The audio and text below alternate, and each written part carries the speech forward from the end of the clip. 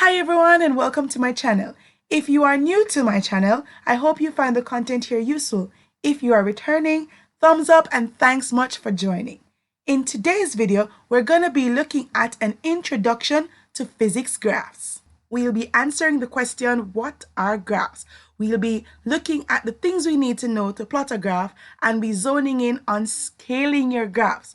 Finally, we will touch on the tools that are needed in order to plot your physics graphs. So let's get into it.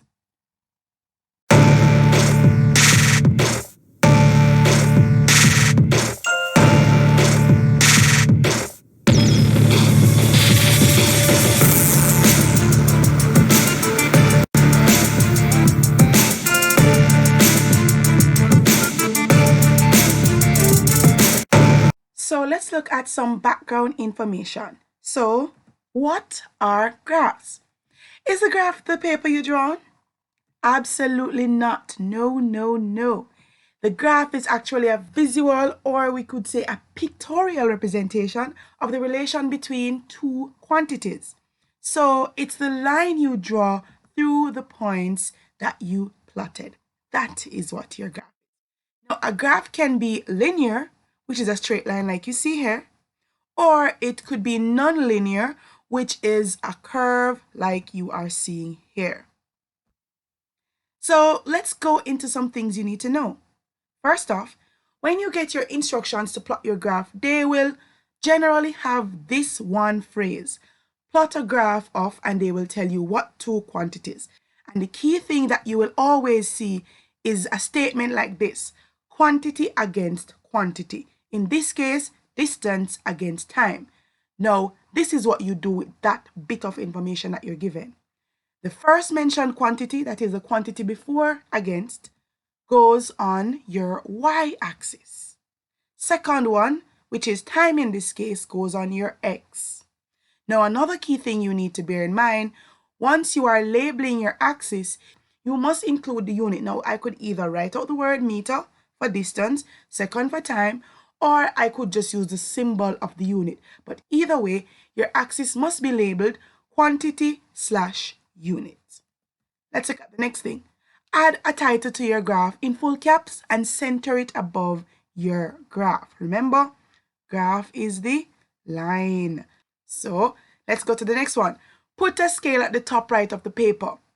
So this is just an example of a scale.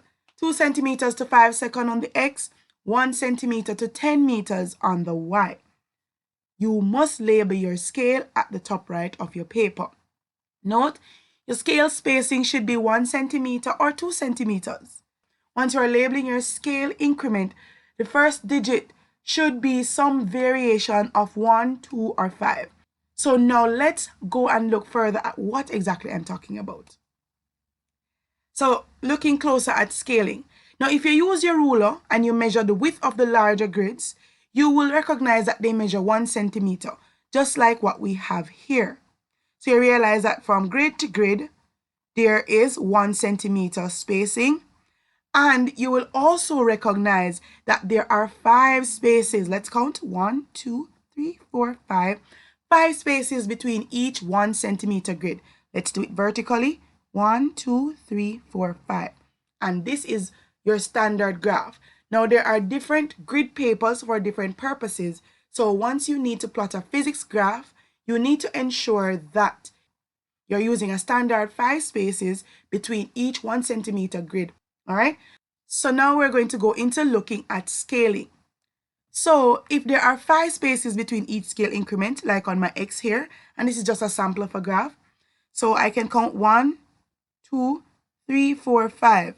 There are 5 spaces between each scale increment, and you realize that my scale increment is 1, 2, so it's increasing by 1 at each scale increment. So the spacing is 5, which means this distance is 1 centimeter. So when you're writing your scale for this axis, you would put 1 centimeter to whatever the increment value is, and in this case it is 1, so it would be 1 centimeter to 1 second. Now, if there are 10 spaces, example this one, 1, 2, 3, 4, 5, 6, 7, 8, 9, 10. If there are 10 spaces between increment values, then that is 2 centimeters. So if I was writing the scale for this axis, it would be 2 centimeters to 2 meters, because this axis is still distance. I want you to get it right. Now, it's important to note that the distance between your scale increments must be equal on the respective axis. So for this axis, my x-axis, since I have 5 spaces between my 0 and my first increment, which in this case is 1, it means for every increment that I will label on this axis, they should be 5 spaces apart.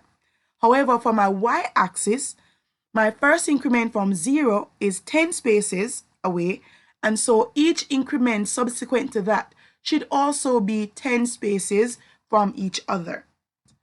So now let's look at the things we need. A sharp pencil.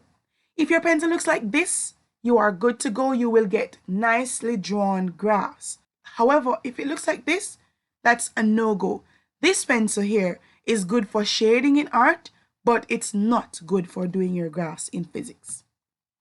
You need a transparent or translucent ruler. When we get to plotting points and then drawing our graph, you will understand why we need to have this type of ruler. A wooden ruler or something that is opaque, you can't see through it, is not ideal, because what that will do is to prevent you from being able to see the points that were plotted to draw a proper or correct line. Next thing you need, just in case you make a mistake, you are able to erase. So now you are ready to plot your graph. Remember, first quantity goes on the y-axis, second quantity goes on the x-axis. Use a sharp pencil. Use a transparent or translucent ruler. And scale values should be 1, 2, or 5. They're submultiples or they're multiples. And then finally, scale spacing should be 1 centimeter or 2 centimeters. No greater than 2, no less than 1.